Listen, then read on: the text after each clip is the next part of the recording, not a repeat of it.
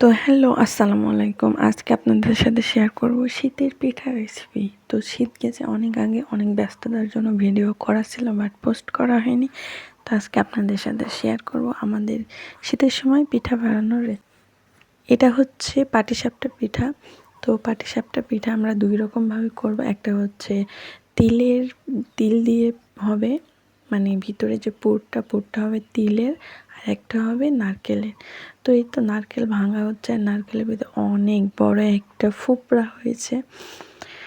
তো নারকেল ভাঙলে যা হয় আর কি, পানি খাওয়া নিয়ে কাড়াকাড়ি, ফুপড়াটা নিয়ে কাড়াকাড়ি। তো তারপর হচ্ছে আমি এখন নারকেলটা করে নেব, আর নারকেলটা করার পরে এরপরে পরবর্তী প্রসেসিংগুলো শুরু হবে। আর শীতের সময় পিঠা খাওয়ার মজাই কিন্তু আলাদা। সবাই আসে বাসার, একসাথে হয়ে সবাই মিলে পিঠা বানানো। আর আজকে কিন্তু আমরা সবাই একসাথে পিঠা বানাচ্ছি, মানে দাদিরাও বানাচ্ছে, আমরাও বানাচ্ছি। আর এখানে গাইস, তোমরা কে কে হচ্ছে এই কোরানো নারকেল খেতে পছন্দ করো? আমার তো কোরাতে কোরাতে অনেকটাই শেষ হয়ে যায়, কারণ আমি খেয়ে ফেলি। তো এখানে হচ্ছে আম্মু তিলটা ভিজায় রাখছিল, আর ভিজানোর পরে এই তিলগুলো সেঁকে নেবে। আর ছেঁকে নেওয়ার পর এগুলো একটু হচ্ছে পানিটা ঝরাতে দিবে। আর ঝরানোর পর এই তো এখন হচ্ছে এই পাটের ছালার যে বস্তাগুলো হয়, এই বস্তাগুলোর উপরে এটা নিয়ে ডলবে, কারণ ওই কালো কালো যে উপরের মানে খোসাটা হয় সেটা হচ্ছে তুলে ফেলবে, কারণ দেখতে বিশ্রী লাগবে, যার কারণে। তো খোসাটা তোলানোর পরে হচ্ছে এখন খোলায় ভেজে নেবে। আর খোলায় ভেজে নেওয়ার পরে আবারও হচ্ছে ডলে ডলে কালো খোসাটা বের করে দিয়ে এটা ঝেড়ে নেবে।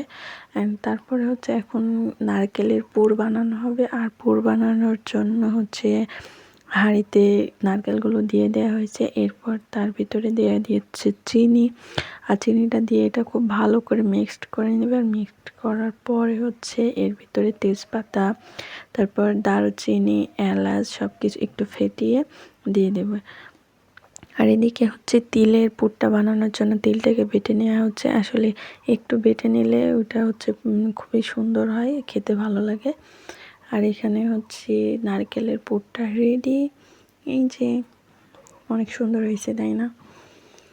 তারপরে হচ্ছে এখন চিনি দিয়ে দিল। চিনির শিরাটা করার পরে এখন তিলগুলো দিয়ে দেওয়া হবে। আর তিলগুলো দিয়ে খুব ভালো করে নাড়াচাড়া করে এটা হচ্ছে সিদ্ধ করার মতন করে নিতে হবে। দিয়ে যখন একটা আঠালো ভাব হয়ে যাবে তখন এটা নামানো হবে। তো এর ভিতরে এখন একইভাবে মশলা আর হচ্ছে এলাচ দিয়ে দিল, দিয়ে এটা এখন নামিয়ে ফেলবে। তো এই তো তিলের পুরটাও রেডি। এখন হচ্ছে আটাটা প্রসেসিং করতে হবে। আর আটাটা খুব শক্ত করে শান্তে শান্তে আস্তে আস্তে অল্প অল্প করে পানি দিতে দিতে একটা সুন্দর ব্যাটার তৈরি করতে হবে।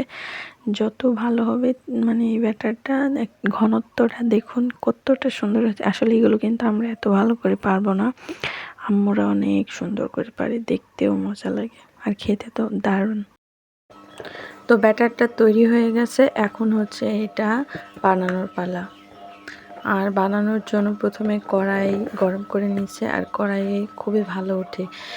তারপর হচ্ছে একটু তেল দিয়ে নিল, আর তেল দিয়ে নেওয়ার পর মানে ফলে এটা হচ্ছে লেগে যাবে না, যার কারণে তেলটা দিয়ে নিল। তো এরপর হচ্ছে এটা পরিমাণ মতো দিতে হবে, কড়াইতে দিয়ে একটু সুন্দরভাবে ঘুরিয়ে নিতে হবে। ঘুরিয়ে নিয়ে মানে গোল একটা সুন্দর শেপ করে নেওয়ার পরে একটু ব্যাটারটা টেনে যাবে, তখন এর উপরে পুর দিয়ে দেওয়া হবে। তো ফার্স্টে আমরা হচ্ছে ওই নারকেলের যে পুরটা বানানো হয়েছে ওটার হচ্ছে বানানো হবে। তো পুরটা খুবই লম্বা করে দিয়ে দিচ্ছি, যাতে সম্পূর্ণ পিঠাতে মানে খেতে গেলে আর কি সম্পূর্ণ পিঠাটাই পুরটা মুখে লাগে, এই জন্য। তো এই তো পুর দেওয়া শেষ, আর এখন পিঠা রেডি। প্রথমবার পিঠাটাই অনেক সুন্দর হয়েছে, একদম পারফেক্ট হয়েছে, তাই না? অবশ্যই জানাবেন পিঠাগুলো কেমন হয়েছে। এই পদ্ধতিতে আপনারা যদি বানান অবশ্যই ভালো হবে, অবশ্যই ভালো হবে।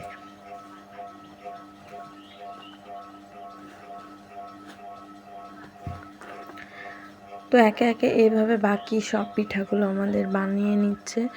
আর তারপর সব পিঠাগুলো বানানো শেষ, এখানে ডান। তো সবাই জানাবেন আমাদের ভিডিওটি কেমন লাগছে। অনেক দিন পর আপলোড দিয়েছি, তারপরও আপনারা কমেন্ট করে জানাবেন যে কেমন লেগেছে। তো সবাই ভালো থাকবেন, সুস্থ থাকবেন। আল্লাহ হাফেজ।